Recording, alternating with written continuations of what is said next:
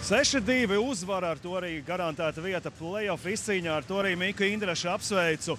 Cik viegli vai grūti nāca šis panākums? Vai tieši šis? Es teikšu, ka no sākuma likās, ka bija diezgan grūti, bet spējām pārlauzt spēles gaitu un uzvarējām diezgan vienkārši. Beigās jau likās, ka spēle iet. Tavs pirmo vārtu guvums šajā spēlē Rīgas komandai, otro vārtu guvums. Kā tev ienāca prātā šādu meistarstiķi izpildīt? Es nezinu, vienkārši aiz vārtiem sanāca laiks, bija brīvāks, un neviens nenāca virsū, tā kā bija laiks uzcelt ripu un iemest tukšos vārtos. Pirmo reizi spēles gaitā, ko tādu esi izstrādājis? Var teikt, ka jā, vienreiz sanāca arī diezgan daudz gadus atpakaļ.